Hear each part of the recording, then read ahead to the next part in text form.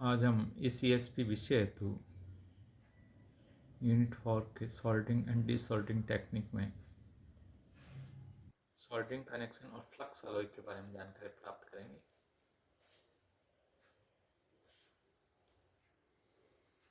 सॉल्डिंग का मुख्य उद्देश्य ये होता है कि किन्हीं दो धातुओं को आपस में जोड़ना,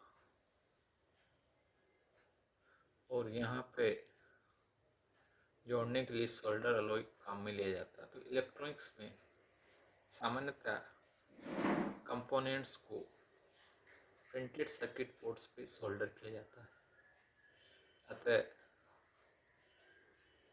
वहाँ पे जो टर्मिनल्स है और उनको पीसीबी के ट्रैक के पर जो कनेक्शन बनाया जाता है जॉइंट्स के माध्यम से, तो एक अलॉय मेटल को मेल्ट करते हुए जॉइंट किया जाता है।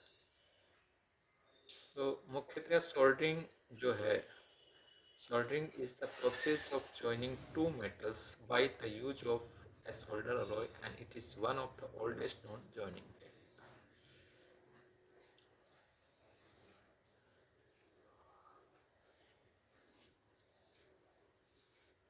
यहाँ पे हम देख सकते हैं कि जो सोल्डरिंग है वो प्रॉपर किस प्रकार से हो सकती है। जैसे जो स्लाइड है उसमें ए जो डायग्राम है वहाँ पे जो टर्मिनल का कनेक्शन दिखाया गया है वहाँ सोल्डर की मात्रा बहुत कम है। बी डायग्राम में आप देख सकते हैं कि जो सोल्डर है और जो टर्मिनल वायर है और पीसीबी पे जिसको आप सोल्डर कर रहे हैं वहाँ ऑप्टिमल सोल्डरिंग है, यानी एग्जैक्ट सोल्डरिंग जो पी डायग्राम है उसमें दिखाया गया है। सी में एक्सेसिव सोल्डर काम में लिया गया, तो ये भी एक प्रॉपर सोल्डरिंग नहीं है। और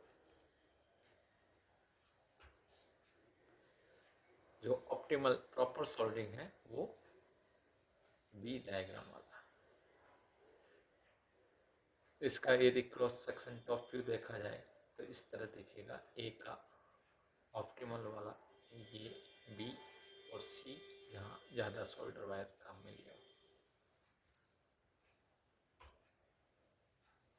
सोल्डरेबिलिटी का मतलब है कि कितना जॉइंट आपका ड्यूरेबल है, जिसकी स्ट्रेंथ अच्छी है, यानी वो प्रॉपर जॉइंट का काम कर रहा है। जैसे यहाँ पे बेल्ट सोल्डरेबिलिटी ए डायग्राम में है, जहाँ सोल्डर बहुत कम है, टर्मिनल पूरा उससे ढका हुआ नहीं है।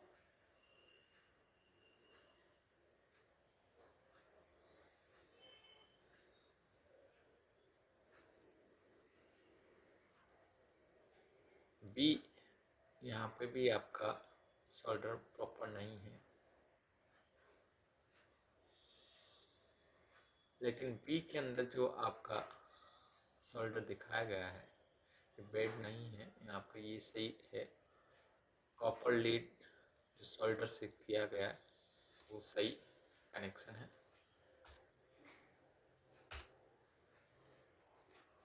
इस तरह आप देख सकते हैं सी में जो सोल्डरेबिलिटी है वो प्रॉपर नहीं है।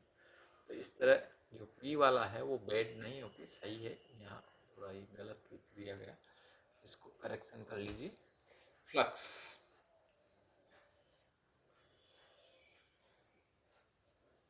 तो फ्लक्स को देखा जाए तो फ्लक्स क्या है। फ्लक्स एक तरह से लिक्विड या सेमी लिक्विड फॉर्म में हो सकता है। उसका बेसिक कंसेप्ट है कि जो दो डिफरेंट मेटल में जॉइंट्स बनाया जाता है तो उसके ऊपर जो कॉरोजन है या एक्स्ट्रा अनवांटेड डस्ट है उसको क्लीन करने के काम आता है। तो फ्लक्स एक तरह से केमिकल क्लीनर है।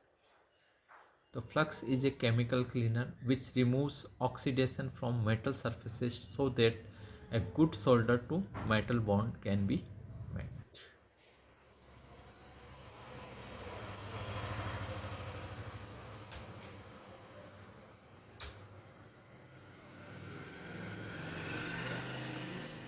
यहाँ पे fluxes are usually low viscosity liquids and consist of a flux phase combined with natural or synthetic resins. उसमें होता है केमिकल एडिटिव्स जिसको एक्टिवेटर्स या सॉल्वेंट्स कहते हैं यानी थिनर के रूप में, सर्फेक्टेंट्स एंड फॉर्मिंग एजेंट्स जहाँ आवश्यक हो ये भी काम में लिया जाता है, जैसे ऑटोमेटिक वेब सोल्डरिंग हुई वहाँ पर ये फॉर्मिंग एजेंट्स काम में आते हैं.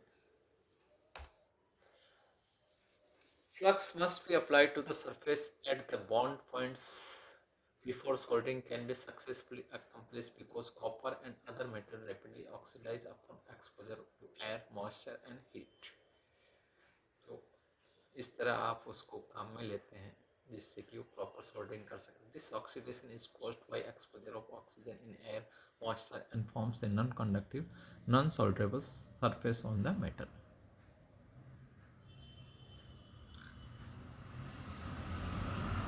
तो यहाँ जो फ्लक्स है उसके कारण उसका जो कॉपर सरफेस है वो क्लीन हो जाता है, यानी केमिकल रिएक्शन के द्वारा उस पर जो भी अनवांटेड वो होते हैं वो हट जाते हैं ऑक्सीडाइज होके. फ्लक्स जो आपका है बहुत सारे ग्रेड्स में अवेलेबल होता है. जनरल टाइप्स देखा जाए तो दो तरह के, non corrosive and non conductive, milder rosin types, corrosive and conductive very strong acid types. जो सोल्डर है, सोल्डर मेटेरियल वो बनाया जाता है विद और without A core of flux, यानी जब आप देखते हो प्रैक्टिकली कि जो सोल्डर वायर होता है उसके सेंटर में कोर में फ्लक्स मेटेरियल होता है बहुतों में, और बहुतों में नहीं होता है. इस तरह हम फ्लक्स की बात जो टाइप्स है वो कैसे काम में आते हैं और कैसा उसका बिहेवियर होता है. Flux must melt at a temperature lower than solder so that it can do its job prior to soldering action. It will volatilize very rapidly. Thus, it is mandatory that flux be melted to flow onto the work surface and not be simply volatilized by the hot iron tip to provide the full benefit of fluxing action. तो flux इस तरह का होना चाहिए कि वो very rapidly volatilize हो सके, fluxing action दे सके. There are variety of fluxes available for many purposes and applications, जो मैंने पहले भी बताया था. The most common types include rosin, no clean, rosin mildew activated, water soluble. When used, liquid flux should be applied in a thin, even coat to those surface being joined and prior to the application of the heat. Cold wire solder and solder paste should be placed in such a position that a flux can flow and cover the joints as the solder melts. Flux should be applied so that no damage will occur to the surrounding parts of the metal. यानी liquid type का flux भी काम में ले सकते हैं, semi liquid भी काम में ले सकते हैं. जो सोल्डर है उसके और वायर जो सोल्डर है वहाँ उसके सेंटर फ्लक्स वाला सोल्डर वायर भी काम में ले सकते हो. और सोल्डर जो है यानी फ्लक्स इस तरह का काम में लेते हैं जिससे कि सराउंडिंग पार्ट्स डैमेज नहीं हो, यानी उसका ओवर एक्शन नहीं हो केमिकली. तो इस तरह हम फ्लक्स की आवश्यकता को जान सकते हैं कि फ्लक्स क्यों जरूरी है. दो जॉइंट्स को बनाने के लिए जो सोल्डरिंग मेटेरियल है वो तो सोल्डरिंग के काम आता ही है, लेकिन उससे पहले उनकी सरफेस को क्लीन करना, केमिकली उसको एक्टिवेट करना,